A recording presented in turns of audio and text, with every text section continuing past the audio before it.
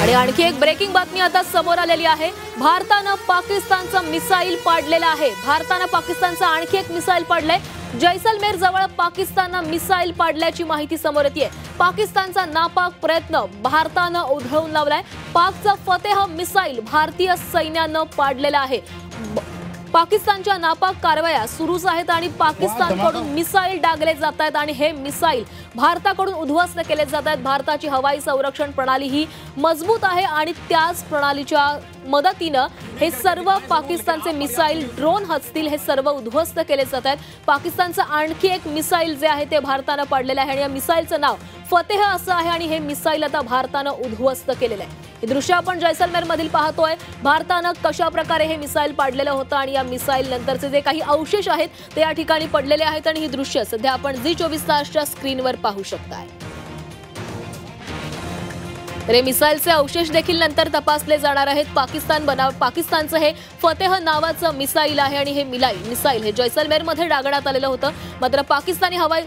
मात्र भारतीय हवाई संरक्षण प्रणालीने हे मिसाईल जे आहे ते उद्ध्वस्त केलेले आहे।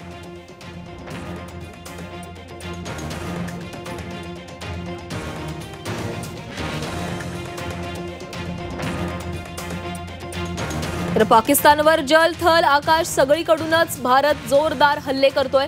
पाकिस्तानचा एकही हल्ला भारत यशस्वी होऊ देत नाहीये। पाकिस्तानच्या प्रत्येक हल्ल्याला भारतीय संरक्षण यंत्रणा ही पुरून उरतीये, जोरदार प्रत्युत्तर दिले जाते, सडेतोड उत्तर दिले जाते। मात्र तरीही पाकिस्तानकडून या नापाक कारवाया सुरूच आहेत। मात्र लवकरच पाकिस्तानला स्वतःच्या पायावर आपण जो धोंडा पाडून घेतला याची जाण होईल आणि पाकिस्तानकडून हे हल्ले थांबतील असं वाटतंय। कारण पाकिस्तानची आता यंत्रसामग्री देखील संपायला लागलेली आहे। पाकिस्तानकडून जवळपास 400 ड्रोन डागण्यात आलेले होते। हे सर्व ड्रोन तुर्कीकडून आल्याचं कळत होतं। मात्र आता हे ड्रोनची साठा देखील संपू शकतोय, त्यामुळे पाकिस्तान लवकरच गुडघ्यावर येणार आहे। तर युद्धाची खुमखुमी पाकिस्तानला चांगलीच भोवलेली आहे। पाकिस्तानच्याच युद्ध करण्याची इच्छा आता पाकिस्तानच्याच अंगलट आलेली आहे। याआधी पाकिस्तानमधील नेत्यांनी पंतप्रधानांनी भारताला अनेक इशारे दिलेले होते।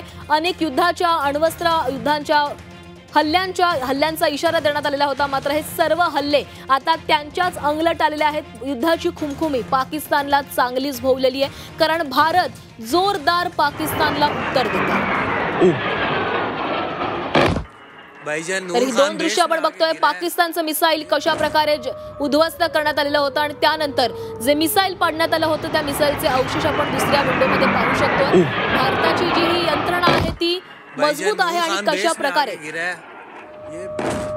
कशा प्रकारे भारताकडून पाकिस्तानला प्रत्युत्तर दिले जाते आणि पाकिस्तानचे जे मिसाईल आहेत ते हवेमध्येच कशा प्रकारे उद्ध्वस्त केले जात आहेत ते दाखवणारा हा एक व्हिडिओ आहे। कशा प्रकारे भारतीय संरक्षण यंत्रणा काम करते हे या व्हिडिओमधून दिसतंय। तर दुसऱ्या बाजूला त्याच मिसाईलचा अवशेष आहे तो या ठिकाणी पडल्याचं आपण दृश्य पाहतो। भाईजान नूर खान बेस में आके गिरा है।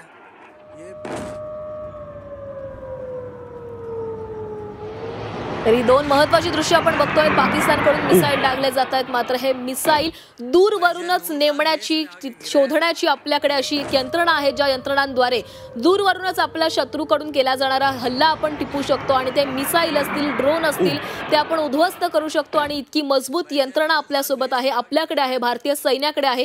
केवळ मजबूत यंत्रणाच नव्हे तर त्या यंत्रणांवर काम करणारे प्रत्येक अधिकारी देखील त्याच ताकदीने काम करतोय आणि याच सगळ्याचं फळ म्हणजे पाकिस्तानचा प्रत्येक हल्ला हा भारत उधळून लावतोय।